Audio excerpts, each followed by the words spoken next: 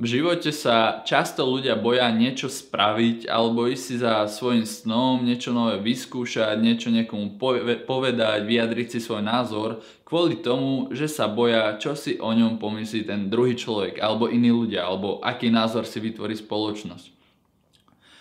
S týmto som sa aj ja trápil kedysi asi tak možno ešte rok dozadu, keď sme začínali robiť tieto videá, písať články, robiť fotky, príspevky a tak. Ale časom som zistil, že sa od toho musíš úplne odtiahnuť preč, pretože ťa to ako keby blokuje od toho, aby si svoj život vyjadroval naplno. Nedávno napísalo tiež jedno dievča, že s tým má problém, že chce začať robiť niečo nové, ale bojí sa, čo si pomyslí o nej okolie. Musíš si uvedomiť to, že keď ťa niekto ohovára alebo ťa súdi, že je to len jeho problém. Len tá osoba, ktorú to trápi, že ty niečo robíš, len ona zažíva tie zlé pocity, aj keď si to navonok nejako nepripustí.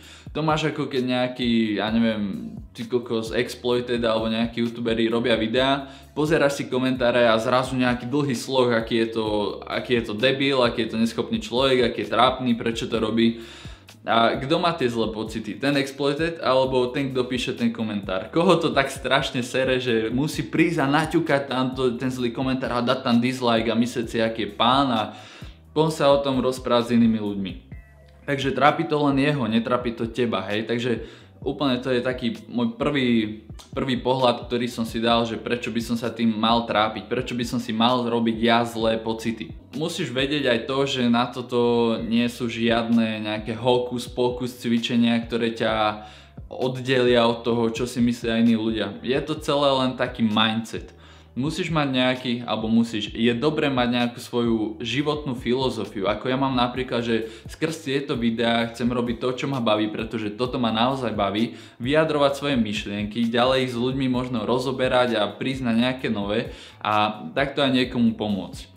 No a vždy, keď niečo takéto robím a niekto by mi chcel povedať niečo zlé, alebo niekto mi povie niečo zlé, niekto mi niečo zlé napíše, tak ja mám stále iba pred očami ten taký finálny produkt alebo finálny cieľ, čo s tým spravím. Takže ja keď niekomu dokážem pomôcť aspoň jednej osobe mojim článkom, príspevkom alebo správou alebo videom, tak som šťastný a mňa nezaujíma, že to niekomu vadí. Ja si robím to, čo mám rád. Takisto aj ty na to tak pozeraj. Ty ak chceš začať tancovať, asi chalan napríklad, chceš chodiť, ja neviem, na balet, tak tam choď, to je jedno, čo si o tebe myslia iní.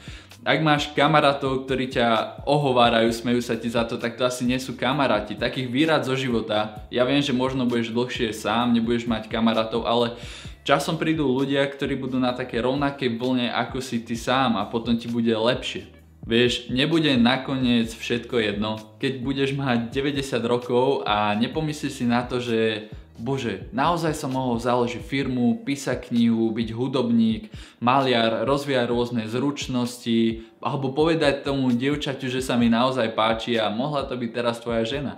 A vieš, to ti bude ľúto, nebude ti záležať na tom, čo si o tom mohli pomyslieť ľudia, lebo fakt je jedno, na to každý zabudne, na také hovadiny. Ak sa budeš trápiť tým, čo si o tebe myslia iní ľudia, tak nikdy neprežiješ svoj život naplno. Vždy sa budeš akoby zamýšľať nad tým, čo si o tom pomyslia druhí ľudia, čo si o tom pomyslí spoločnosť a budeš ovplyvňovaný ich názormi a nebudeš, aj keď začneš niečo tvoriť, tak sa budeš cítiť akoby ovplyvňovaný a budeš tvoriť podľa toho, čo chcú iní ľudia. Či ťa niekto chválí alebo ti hovorí niečo zlé, tak od obidvoch by si sa mal akoby dištancovať a tvoriť podľa seba, podľa svojho srdca, pretože ako každý z nás alebo veľa ľudí má nejaký svoj idol, tak aj ty môžeš byť časom ten idol, od ktorého sa ľudia budú inšpirovať.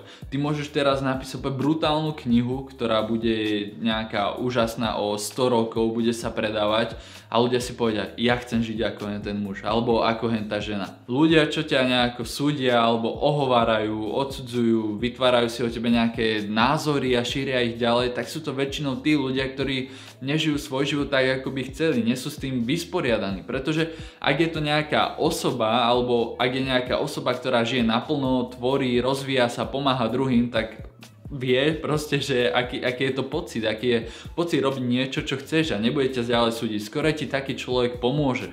Vieš, Život je dar, život je skúsenosť, život je hra. Proste tak ju hraj naplno, žito. Nechceš si o 90 rokov povedať, že si túto skúsenosť, tento dar celý premrhal. Rozvíjaj telo aj mysel.